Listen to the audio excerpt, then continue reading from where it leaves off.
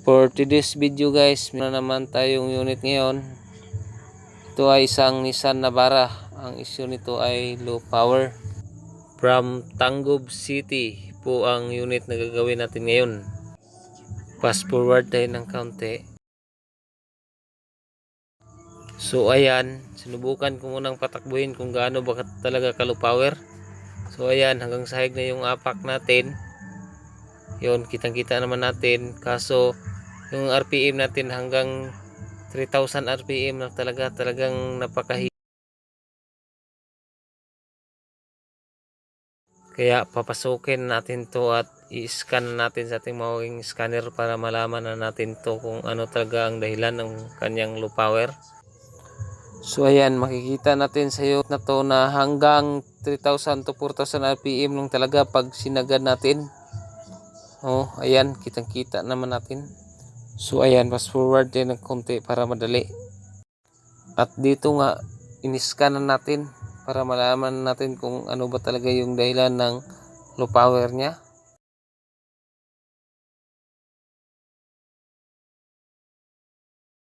So ayan, tatlo kaagad yung nakita sa ating scanning, kaya uunahin muna natin tong nasa ibabaw, yung number 1 na code, yung relief valve.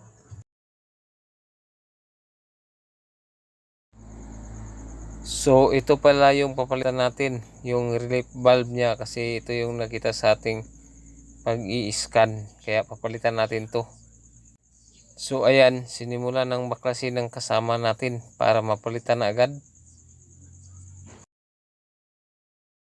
Medyo natatagalan talaga yung kasama natin sa pagtanggal ng relief valve kasi matigas ito at masyadong mahigpit. At ayun nga, iniikot-ikot na niya kasi maluwag na at bubunutin na niya.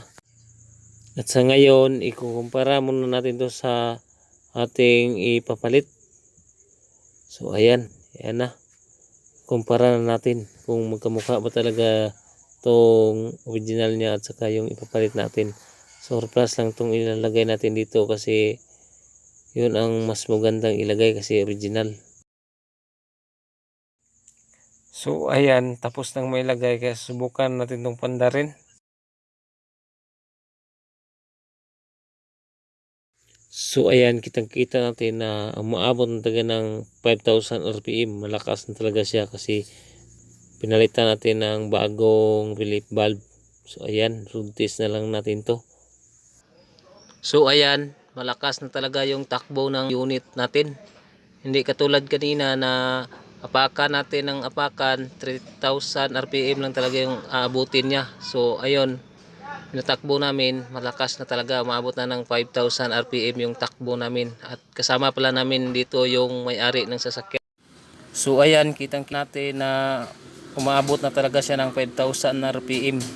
Malakas na talaga. So ayan, another satisfied customer na naman tayo mga boss.